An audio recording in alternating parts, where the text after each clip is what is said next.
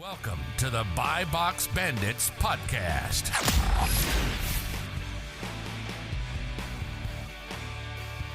What's up, everyone? Welcome back to the Buy Box Bandits podcast.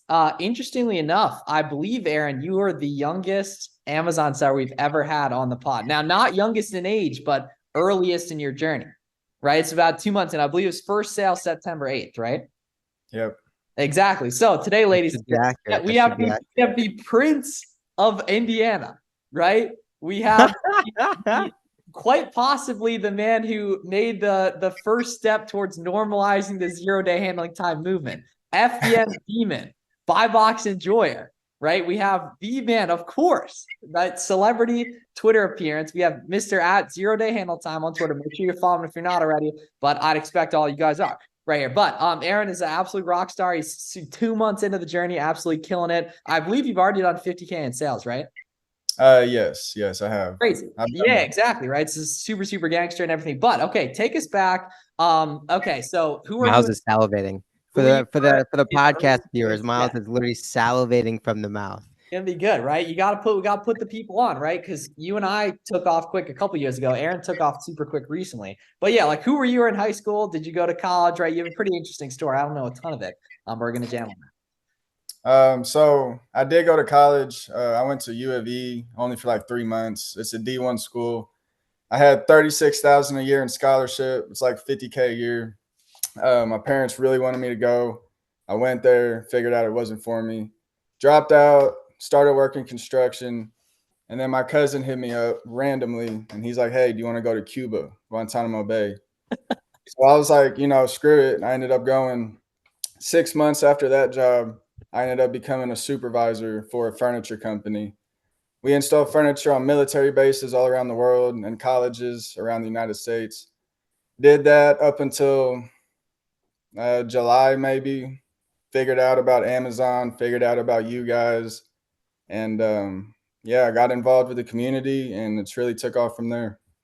So before we get any further, I think one of the biggest keys that kind of stands out from the beginning is that context where you were like, screw it, I'm going to Cuba, right? I think that's sort of the attitude that leads to a lot of successes down the road, right? That's probably a big correlation to why and how we've seen so much success the first 2 months of your Amazon journey. So like, where does that come from? Was it just like, whatever, like, I don't really care, but like, is it your parents? Like, where did that sort of mentality come from? Because I think it has a lot to do with what's going on now.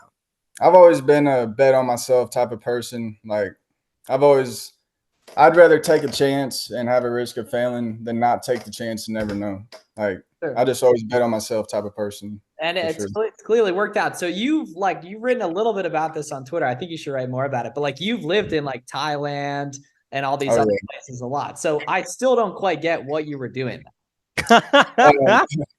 Well, whenever pretty much the almost 4 years that I was working my job, every time I'd get time off in between work, I would take all the money I made and I would just go to Thailand, or I'd go to, Mexico, or I'd go to Nicaragua, go to Bahrain, really anywhere I wanted to go. I'd go there, spend my time off, Grand Canyon. I've been to like Swiss Alps, Barcelona, all over Western Europe.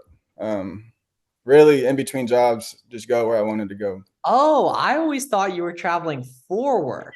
Okay. I did travel for work, but in between jobs, I would spend my money also going wherever I wanted to go. Sure. And because you're from like small town Indiana too. So that's a pretty interesting, like kind of flip, I guess, like that. Do you play sports in high school? Yeah, I did play sports. I wasn't a star athlete. Huge but key. I did play baseball, basketball, and football. Oh, you hooped? Really? Who's your NBA comparison? I would say probably TJ McConnell. Definitely TJ McConnell. I like to compare myself to Kobe when he had the afro. But Kobe when he had okay, so you're okay, cool. All right, sweet. So number 8 Kobe. Yeah. So you were lurking on Twitter a little bit, right? Or how long were you on Twitter watching before you actually got started? I was a ghost follower. Like, I didn't post nothing, following all you guys, at least for like a month, maybe.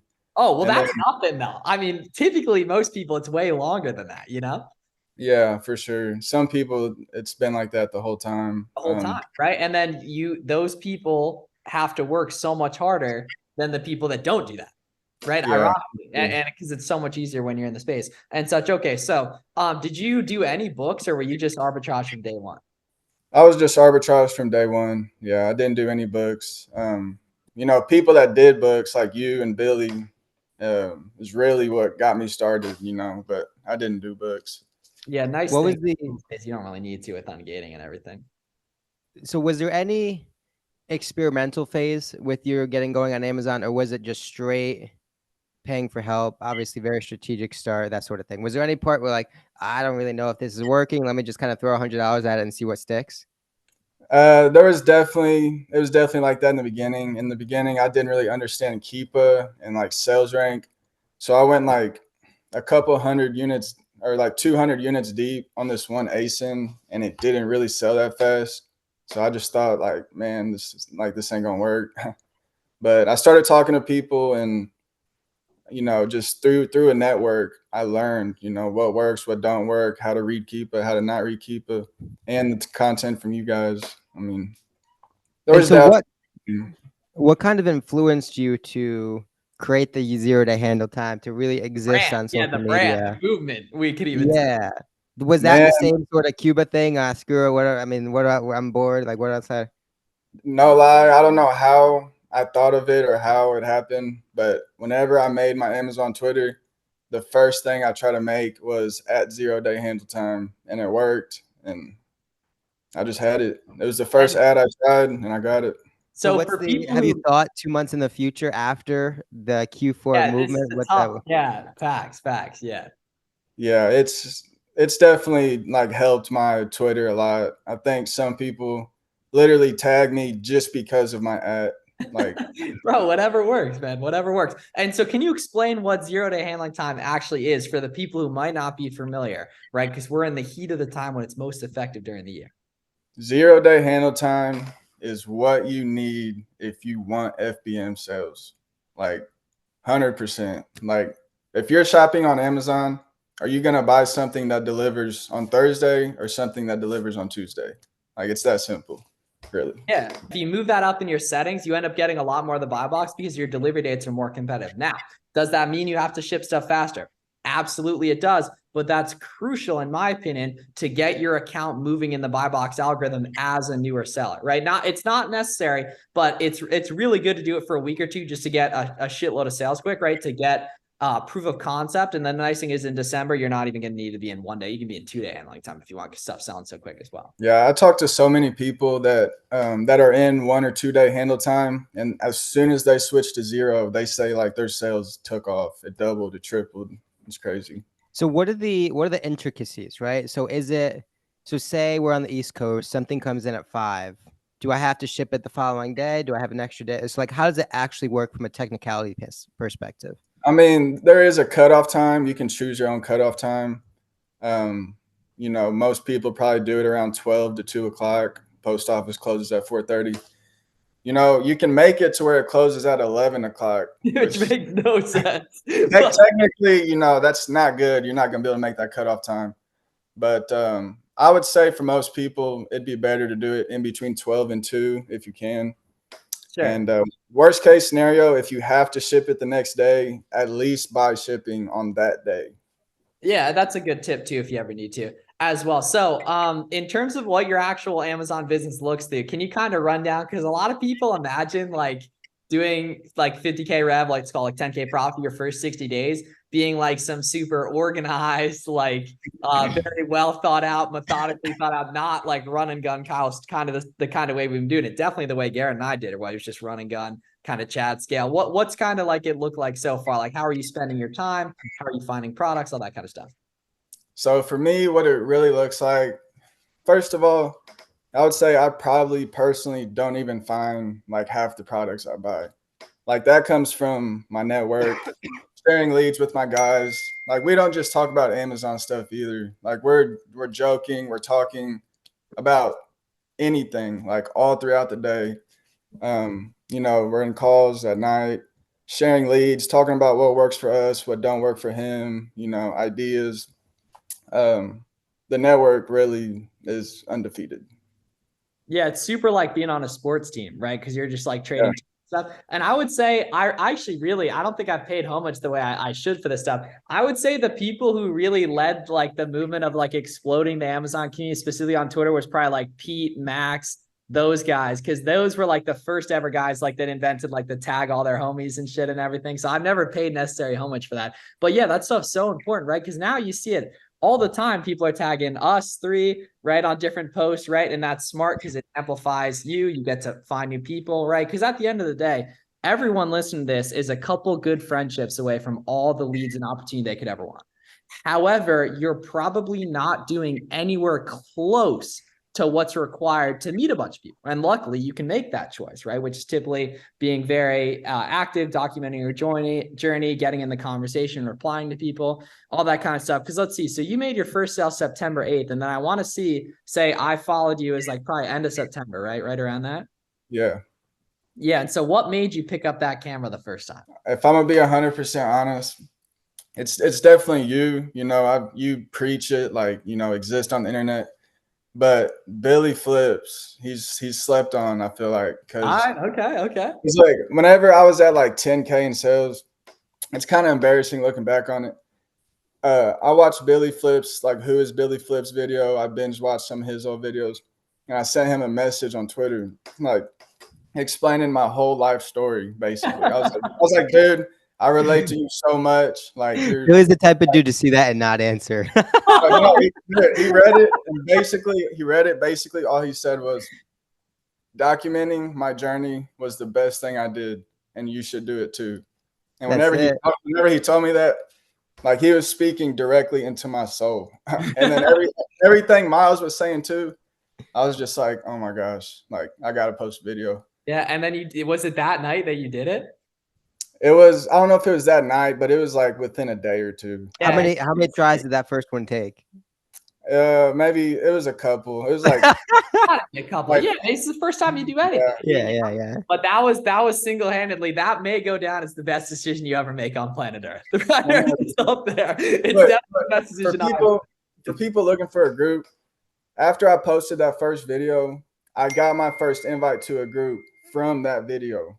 And then I didn't stay in that group, but through that group, I met someone else. They invited me to another group. Yeah. And it just built from there. And then we all know what happened with Jules. Jules posted the video, it popped off. There we go, right? And that's the thing. It's like, dude, I mean, I full-heartedly, like, completely believe this because it was completely that way for me. Like, you openly said, like, I'm new to this, right? I'm learning. I want to meet people. That's exactly what I did back in the day. And it's just crazy how people flock to help you for free. Yeah. Like, it's crazy because that's the thing. It's like, it's so lonely. There's only so many people doing this. There's definitely, like, in terms of, like, let's call it like the Amazon community as a whole, there's probably only around 100 accounts that post every day, right around there, something like that, right? And there's a shitload of people consuming stuff about it. And there's also so much vulnerability that comes with posting that first video. It's like, who's going to see this? You can't control who's going to see it. You can't control what people are going to think, right? There's so many things that come with it. And so I think that's part of it that like attracts the attention of so many people that have already done it. Is because they know and they acknowledge how hard it is to post that first couple of videos. Oh, there's a certain shared, like kind of camaraderie around it too. And we joke all the time about like how the posting videos increases your buy box share and shit like that. Now, obviously that isn't true as a direct correlation, but you end up meeting a lot of people. So you find a lot better stuff and you find a lot more opportunities. Like it kind of does in a sense as well. And so, okay. So you're obviously sourcing with the boys a lot, right? And then it's just straight. I think the funny thing was you said like, you didn't even know how to make an FBA shipment until like 20K in sales before you even done an FBA shipment. Yeah. It was actually, I posted a video too, like 4 or 5 ago. The same day I hit 25K in sales, that's the same day my first shipment went out. Yeah, bro. And it's crazy the way like there's people out there who have been selling on Amazon for 6, 12 months that are just like, like I just can't get the buy box FBM when maybe they haven't done it during Q4 or tried to during Q4. They definitely don't have the 0-day handling time. They don't have the repricer dialed in. Another thing a lot of people worry about is shipping templates. Shipping templates actually don't really matter in my opinion. You do want to do free shipping standard, charge 20, 25, something like that, plus $1 per pound for expedite and such. But that doesn't really honestly even end up mattering except for like the minority of orders. Yeah. How, because a lot of people are going to see right from the outside looking in 50,000 in sales, 60 days, whatever it may be.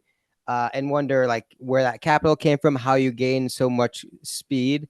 So talk through kind of your strategy getting going, how you were able to maximize. Well, first of all, how much money did you put in, and how you were able to maximize those dollars and scale it to what it has become? So I actually only started with about maybe right around $5,000 to $6,000 and a $300 secured limit credit card. Like, that's literally it. Like, and then I got a little bit of proof of concept, realized it started working, and I started using one of my parents' credit cards. That gave me a little bit of capital, and I didn't even get credit until I started selling on Amazon. So like I can't even get an Amex or nothing like that. So I was able to get Amex card through a co-sign with my parents. That's exactly what I did too in the early days. Yeah, because you're not taught about credit at all. So how would you know? And obviously it adds risk and such, but it can be really, really helpful too if you do it right and everything. But yeah, I didn't know anything about that until I started doing Amazon too. And that, like, luckily the rich uncle method is huge, low key. If anyone needs, I've helped a couple of young kings use the rich uncle method to get the loan for Q4 as well. But yeah, obviously it's capital intensive business, so it takes a lot to get going. How, for the person listening, how important do you think, or for the viewer listening that may not have that same backing from their parents, right? What would you say in that perspective? Obviously you did, which was super lucky and super awesome in terms of your growth. But what's your sort of maybe advice, or just what would you say to that person that's like goes to their parents and they're like, you're beat, bro? I mean, if that don't work, if the rich uncle don't work, I would definitely say start with RA and FBM. I mean, that's the fastest way to turn over capital. But really, for sure, have a job at least too, because you're getting that capital.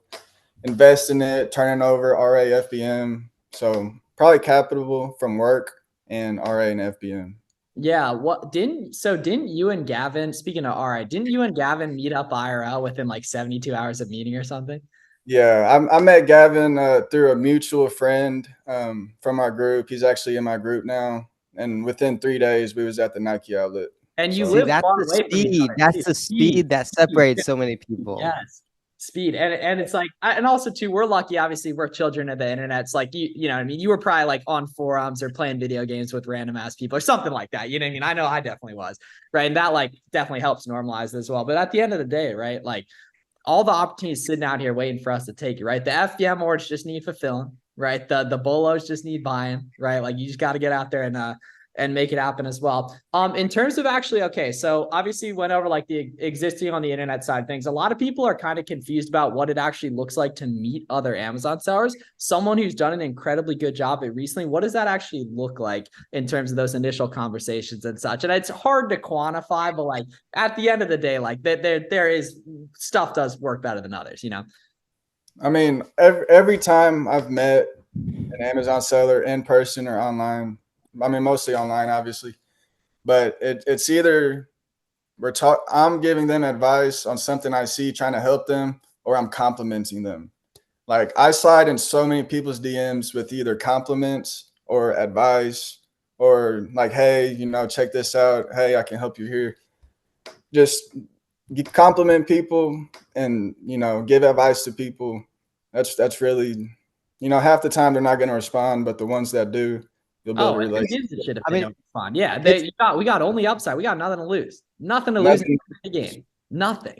It's funny you say that because when Miles and I first met, we had exchanged some DMs. Then a couple hours later, we were on Zoom. It was the first, dude. I think it was the first day. Like I really do. Yeah. Literally a couple hours that night, we're on Zoom. Yeah. I showed you a couple. I mean, and then since then we've been on FaceTime, not Zoom anymore, but like we've probably hit. Let's say so. It's been probably 1,000 days since I bet you we've hit 950 on FaceTime. Very, very close. Yeah, at least. Yeah.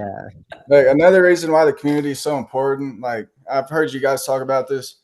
You're not going to meet people in real life who sell on Amazon. You're pretty much only going to meet those people on the internet. So, you are who you surround yourself with. I really think that's true. So if you really want to be good in Amazon, you got to surround yourself every day talking to Amazon sellers. Just so true. So you're not going to meet Amazon sellers. November 27th, right around the corner of December. What do you expect revenue-wise, profit-wise for December? How do you expect to achieve those things? And how is that going to set you up for 2024? Okay, so the goal for December is 100K. First of all, I'll say anybody listening to this, follow FBM Cup on Twitter. Tell us about that too. Yeah, tell us about the FBM Cup. The FBM Cup, it's a competition between me and my network, my squad, against the Towels. It's a team out of PA. It's a shout out to Pete's Flips, Max Anthony FBA, and Fulfilled by Max. Those are the guys who really are putting this together, and they're running the FBM Cup Twitter account. But it's going to be a friendly competition, maybe not so much friendly, but it's going to be a competition. There's also a way to incorporate the general public. There's different awards. You can go sign up right now. Sign up before FBM_cup. Go check that out too. Yeah. So what do you? Word on the street is you guys are gonna dust the Towels. So I love the Towels, right? But it is looking scary for them because I'm in both group chats, right? I think Pete and I are in both group chats. So yeah. Yeah, it's gonna be fun for us and for anyone in there. But for me, no, I believe it. Well, because that's the thing. It's like if you're going hard, you're gonna be learning a lot, and all these are new sellers by the way too. It's everyone's first Q4 as well. Yeah. Okay, so 100K rev, 20K profits, the expectation. Yes, and that's the expectation. I got maybe like 10 to 12K worth of stuff in FBA right now, but most of my juice, my margin, my profit is gonna come from FBM. So. Sure. And that's the big thing with FBM is you can build the momentum so quick. You buy an item today, the 27th, you get it in December 1st, bang, fire it, get it out of there. 0-day handling time, reprice round, boom, restock, right? Buy FBM replenish, right? That's the only 3 words I want to hear out of you guys' mouths on Twitter is FBM. Right? And you just keep that going. Speaking of momentum, what was the big, because like, there's specifically either a day or an ASIN. Tell us about the moment you really saw that initial momentum. We're like, holy crap, okay, I can really do this. That moment happened. I mean, I guess there was 2. Really, whenever I sold 83 of the same ASIN, like in one day, I was like, damn, like that's crazy. Like I've never even done close to that before. And then like a couple of days later, I did 200. I think it was like 261 FBM orders. And it was like 7K profit, or it was something like that. It was crazy. And I just remember thinking, yo, this is way crazier than I thought. Like I need to go deep on this. Like, yeah, well, so see now the thing, Garrett PMs me. Yeah, he said someone turned your damn ringer off. So that means the bolo must have just restocked. That wasn't me, and it's not me. so something's going on right there for sure. Right there, you know, we do offer, if the bolo restocks, right? We got shit happens, right? Right. Yeah. And the cool thing too is what I like that you've done, and especially like you and all your boys and us especially too, right? We're all homies. Is you make the Amazon side of things just a part of your life, right? It's not work, right? Yeah. Like some of my like happiest times are like just on Zooms like this, talking to people that do, right? Because you have to choose exactly who you talk to, right? So you can literally choose your exact people you want to hang out with this stuff. The epitome of that, half my wedding party are Amazon people, which is wild to think about. Yeah, that is. Yeah. And then it's like obviously Miami Sellers Conference too. And such as, okay, 8301 ASIN. Now, was that pickup orders or did you actually have the stock of that? Because if you had the stock of that, it means you were either really confident or had already sold a bunch of that ASIN.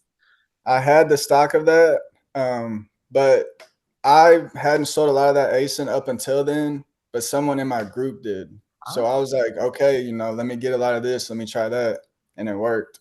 So sure. Okay. And then another thing that I've been like, has been a little bit more publicized as well has been like the pickup order side of RA, kind of hybrid OA, right? Can you talk about that? That's like a wildly good thing for like pretty much everyone listening to take advantage of with Q4. Yeah. I mean, one thing obviously that you talk about is you can buy it. Well, I guess not buy it, but you can order it. And if it doesn't sell, you really don't have to pick it up. If it does sell, you can go pick it up. And another thing, I guess it's technically not pickup orders, but price matching at Dick's and Kohl's. Like that's so slept on. Like if you're doing pickup orders and you're price matching at Dick's and Kohl's and other retailers that price match, you're 10 steps ahead of people who only do OA. Yeah, like, Walmart, I think, does as well, right? Because you're getting the product listed way quicker as well. So it's probably at the point where you probably get a lot of inbound DMs now too, right? I get too many. Like, which is cool. Just wait. First of all, just wait. But second of all, yeah, exactly, right? Because now, you know, you've kind of like, and it's, I don't, the word forced isn't a great way, but you kind of like inserted yourself into the community, right? So now you get people hitting you up to talk to you about. Isn't that crazy, right? How quick that can happen, right? it really is. Yeah. Yeah. I feel bad because it's funny how the tables turn. Because in the beginning, like before I posted my first video, I was trying to network with people, and it was so hard. Well, because And they now, have no reason to hit you up. They don't get to know you at all, right? You know, there's no personality, there's no spin on it, right? But then when people can actually see you and build that parasocial relationship, it's a completely different story. 100%. Yeah, and then people love, I mean, we don't, like, obviously in terms like, I naturally default when giving advice to people to like the complete balls to the wall, most effective way to do things, which is by far meet as many people as you can, have as many Amazon conversations as you can, do as much of the stuff as possible, be in 0 to 100 time, right? Go the extra mile and stuff. But people love saying, yeah, I don't like social media. All right, then keep getting lapped by the 19-year-olds that are willing to do it, right? It's just a fact of the universe, right? And that you'll learn so much quicker if you can find people that you like to do this with. And there's no better way to find that completely free than on the different internet forums that exists. Well, it's like, you think I like sitting here on video? I mean, I kind of do now. I definitely didn't back in the day, right? When there was no proof of concept and such. What are some of the mistakes you made? Some of the mistakes I made in the beginning, I definitely went too deep on the wrong ASIN without testing it. I think for a beginner, I forgot who said this, but I heard it in the beginning, you should go wide, not deep. And I think that is true for new sellers because you got to find what works before you go deep, obviously. But another way you can find what works before you go deep is if you're in a group and you got different people testing different products. Hey, this worked. Hey, this didn't work. You're just learning twice as quick. But well, I think no, not twice. It's 10x. No, it's 10x Yeah. completely. Yeah, because the relationships compound, and they're like, bro, imagine we're talking 2 months in. Imagine the shit you'll be doing with these guys a year from now, right? Or the other people you'll be doing a year from now too, because it compounds, right? And that like every day you do the right thing, you get above the person who isn't doing the right thing, right? Because not only do you do more of it, but you also get better at the doing, right? It compounds, right? So like you're an exponential kick while they're just treading along, right? So not only are you making further progress, you're building more leverage, you're getting more out for everything you put in, right? But they're not. And obviously I don't want to see it as like a competition, but you have a choice to be one of those two people, right? Yeah. So one thing, which is by far like the thing I like used to hate back in the day, was when like my IRL homies knew about like your business personality and such, right? Do your IRL homies know? Do they care? Honestly, nobody knows, or if they do, they haven't hit me yet. Wow. But the thing about that is I completely like cut off everybody. Like my hometown, honestly, it's depressing. There's a bunch of losers. Nobody has your best interest. I completely cut off all those people, and I literally like only talk to Amazon people and my family. Like, And no college friends either. Well, yeah, you only there for a couple months, I guess. yeah, no college friends. No. You're so much better off that way, though. Well, completely. Yeah. And obviously, like, you know, some people don't like hearing that and such, but I like full-heartedly agree. Like, I love some of my college homies completely, but it's people who want to get better. It's people who are trying to do more, right? And I think like you should only have room in your life for people like that. What are your long-term plans? Because I all along, I thought you were traveling for work, but you actually have a whole another side to you, I guess, that you haven't talked about. And that's another thing you can add to like your personal brand as well. What are your long-term plans though? My long-term, all right. So long-term, like over a year, I really don't know. Both of us, don't know. But like long-term, as in like 3 months to 12 months, I really just want to go hard with Amazon for the next couple months, get a couple tens, thousands, you know, and then, you know, go to somewhere I want to go, Thailand again. Really, I want to go to Bali, places like Southeast Asia, Latin America, South America.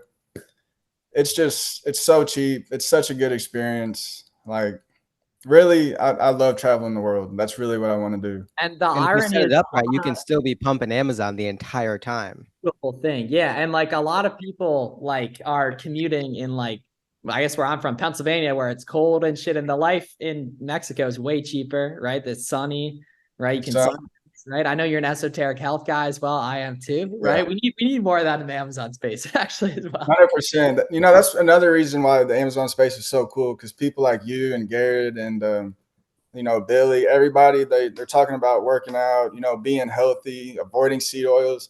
Oh yeah, Like avoiding seed oil is, it's a joke in the community, but it's actually real. And like, it's fact, dude. I haven't had Chipotle in forever, and I feel so much better. I feel disgusted at the idea of eating Chipotle again, just because of how it makes me feel. Unfortunately, that shit's good, but it just makes me feel. We've personally had Chipotle probably like 20 times together. Yeah, because it was always right near every the time. Yeah, back in the day. Yeah, right there. So Dan, you really send B Flips a message with like your whole life story?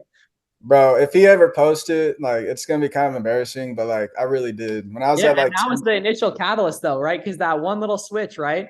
He was like, bro, dude, it worked really well for me. He didn't tell me, like, bro, he basically told me word for word, the best thing I did for my Amazon journey was document it, and you should do it too. And I was just like, damn. Was there a G in there? Was there a G in there? Possibly, right? Possibly. I'll have to check. Possibly. I don't think 0 Day had that sort of street cred yet to warrant the G. Oh, okay. Makes it. Yeah, true.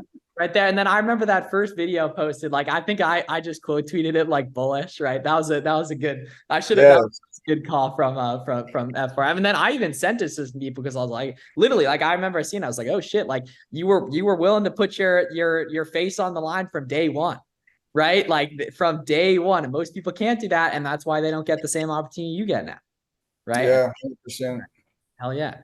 Cool. Sweet. Okay. So we'll obviously do more of these in the future, right? Think we should do like low key. What we should do is an episode like just straight beginner friendly. Cause we actually did one of those with Billy and it is it's the most viewed BBB of all time by a 5x multiple, actually. Yeah. Yeah. So it's crazy. Yeah. So it has 27,000 downloads and the other best one is about 4,000. Yeah. Oh my God. Yeah. But here's the thing that like this has a really, really good title too. So this is going to have a shot as well. But okay. Where can people find you online? On Twitter, I'm at 0DayHandleTime. If you don't know how to spell that, you're not going to make it.